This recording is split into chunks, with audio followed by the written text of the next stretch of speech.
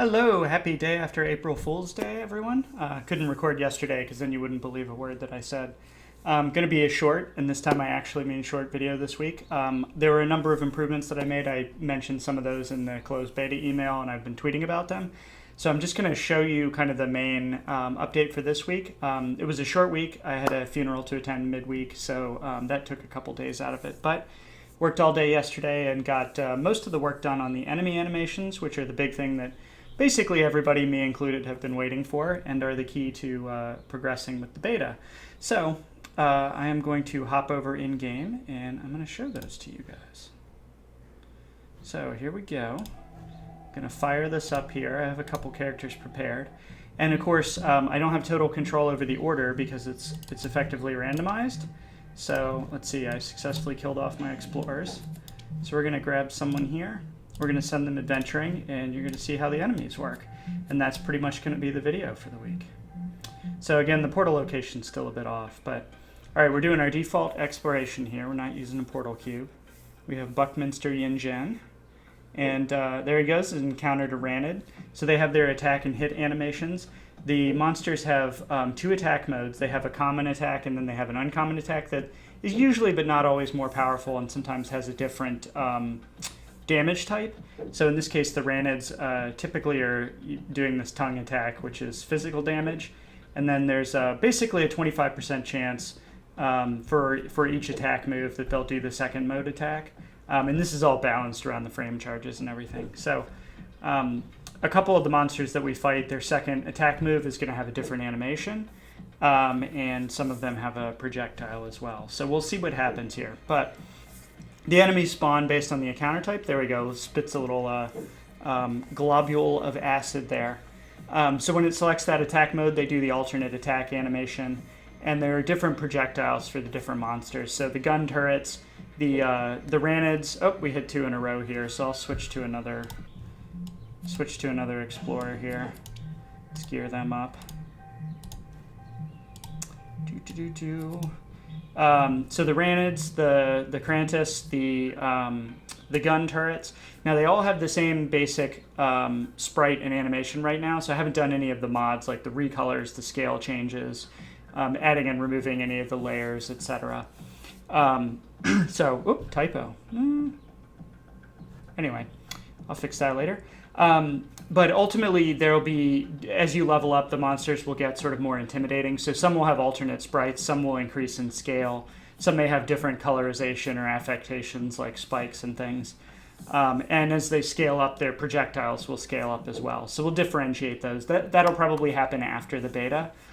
Some of that will take extra investment to get new art. Some of it I can do with modifications to the existing art. So here's an enemy that has they have two attack modes actually, but there are no projectiles involved. So they're doing kind of like a sting thing. So yeah, so there you go. So now you can see all the different monster types. If you've followed the social media accounts, you probably have a good sense of what the different base monster types look like. I'm not going to show them all here, so you'll have to actually pay attention, play the game, or plumb that. But there are, you can probably see them right here. Yeah, you won't see all the animations, but these are the basic monster types right now with variants on those. The one that's sort of the most awkward right now is that the automaton here, the automated defense turret, basically has like a physical projectile attack. Here you can see the polished. Which the turrets, as you level up, start doing different elemental damage types. And their attacks are all using sort of a bullet particle right now. So, the shock turrets and other things are still just doing the bullet animation. So it's kind of another thing that will require some extra graphics and so on. But the core idea for the beta here was to give you a sense of what these creatures and species are like, and so you can start building some visual recognition and that sort of thing. And then get feedback on that, and then we can modify them as we go. So there you go. Monster attack animations in place. I made a bunch of other improvements. Real quick, let's see. Who do we have here? Everybody's still adventuring. The radial menus have... there used to be a big issue where if an explorer was standing in front of the stash and you wanted to access it, it would do the stash menu, but you couldn't select the Explorer, which is sort of the opposite of what we wanted.